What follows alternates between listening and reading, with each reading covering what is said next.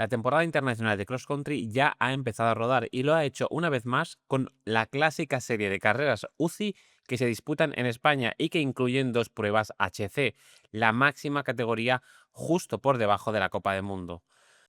De forma quizá inesperada, este va a ser un año especialmente movido en cuanto a nuevos lanzamientos de bicicletas de cross country, y marcas como Trek, Canyon, Lapierre o Nukeproof ya tienen nuevos modelos en marcha que hemos podido ver en acción.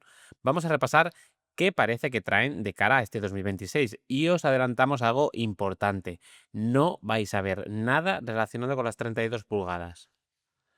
Empezamos por Canyon y por lo que todo apunta a que será la próxima Canyon Lux, la bicicleta que ha debutado de cara al público de la mejor manera posible, con dos victorias en Chelva a cargo de Thibaut François en sub-23 y de Lucas Schwarzbauer en élite. Un estreno simplemente perfecto.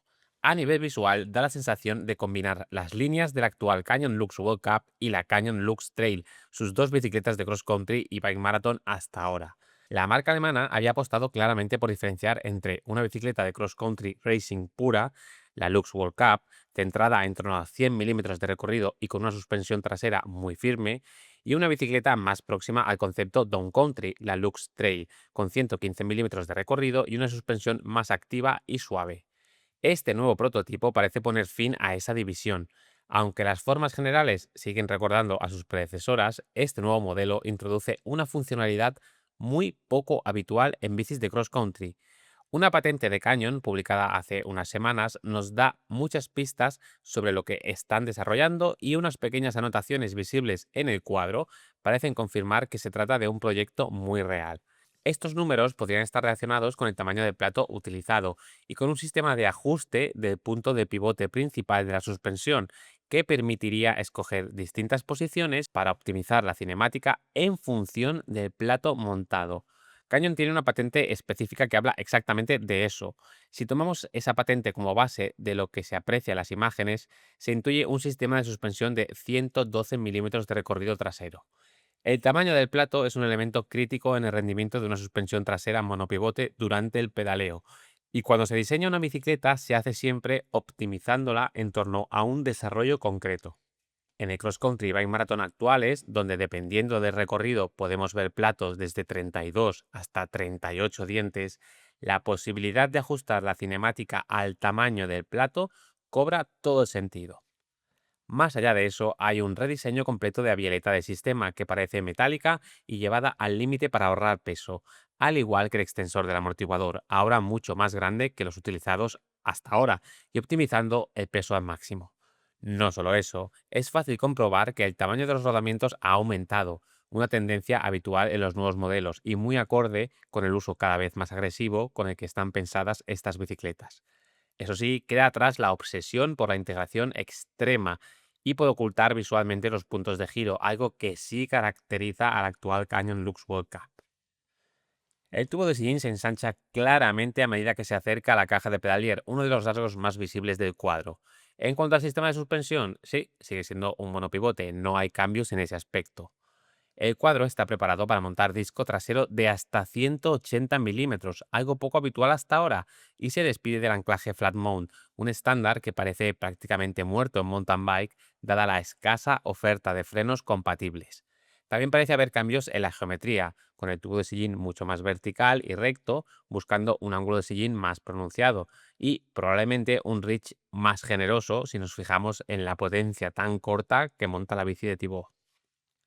Pasamos a Trek, y a la que probablemente sea la bicicleta con el cambio más radical de todo lo que veremos este año. Es directamente un modelo completamente nuevo. No es una evolución de la Supercaliber de corto recorrido, y rompe por completo con el diseño de la Top Fuel que utilizaron mayoritariamente la temporada pasada. De hecho, el año pasado llegaron incluso a diseñar un basculante específico sin punto de giro en el eje trasero para limar gramos. Precisamente el peso debería ser uno de los grandes argumentos de esta nueva Trek. Aquí han optado por la configuración más habitual en cross country a día de hoy: monopivote con amortiguador en horizontal bajo el tubo superior. Los tubos del triángulo delantero son muy redondeados y de secciones generosas. En cuanto al recorrido, todo apunta a que estará en torno a los 120 milímetros, una cifra que se ha convertido en el nuevo estándar de la modalidad. En la parte trasera, los tirantes están unidos mediante un puente, un recurso clásico para mejorar la rigidez del conjunto. uno de los aspectos más críticos de este tipo de diseños. Utiliza el anclaje de la pinza trasera mediante una pieza separada, como ya hemos visto en otros modelos de Trek. Quizá lo más llamativo es que Trek sigue apostando por un cableado interno convencional, con las entradas por el lateral del cuadro y no por la dirección, algo que va a contracorriente de lo que están haciendo muchas marcas. El conjunto de violeta y extensor tiene unas formas ya conocidas y, salvo sorpresa, Trek ha seguido una fórmula muy probada en cross country en lo que respecta a la ubicación de los puntos clave de diseño. Falta por ver si esta bici llega con un nuevo nombre, algo bastante probable, y qué papel acaban jugando la Super Caliber y la Top Fuel dentro de la gama. Lo que estáis viendo aquí puede parecer una bicicleta nueva, pero en realidad no lo es. Se trata de la Nukeproof Hyperfly, que básicamente es la Ridley Raft que utilizaba el equipo la temporada pasada, ahora bajo la imagen de Nukeproof. Esto se debe a que Belgian Cycling Factory, la empresa propietaria tanto de Ridley como de Nukeproof, está reorganizando su estructura de marcas. Nukeproof pasará a comercializar los modelos de mountain bike, mientras que Ridley se centrará en carretera y gravel, algo bastante lógico. Eso sí, Nukeproof sí tiene en desarrollo una nueva doble de cross country completamente prototipo que el equipo todavía no está usando, pero que es muy probable que llegue pronto. Se trata de la Nukeproof Megafly, que ya os mostramos en nuestro reportaje desde la feria de Velofolis. También es una doble monopivote, en este caso de 125 milímetros de recorrido. Cuenta con una violeta de diseño muy peculiar, cableado interno convencional, eje de pedalera rosca y un sistema curioso para fijar la pinza trasera de freno. Todo apunta a que será la bicicleta definitiva del equipo en este 2026, aunque por ahora siguen compitiendo con una base muy similar a la del año pasado, con solo pequeños retoques. El último prototipo que hemos visto en este inicio de temporada es de Lapierre, una marca que ha creado un nuevo equipo tras el cierre de Ghost y al que han ido a parar buena parte de sus corredoras. Es un caso parecido al anterior. Lapierre y Ghost pertenecen al mismo grupo empresarial y ahora parecen querer centrar el mountain bike endurance en Lapierre, dejando Ghost más orientada a segmento Gravity. El equipo cuenta con una doble completamente nueva, la única de estas cuatro que se sale del esquema de amortiguador horizontal bajo el tubo superior y que recupera el formato de amortiguador vertical sobre la caja de pedalier.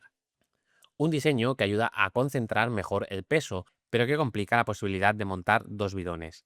Sigue siendo una monopivote y lo más llamativo es la forma del tubo diagonal para dar cabida al amortiguador, incluso con espacio para montar uno con sistema flight attendant.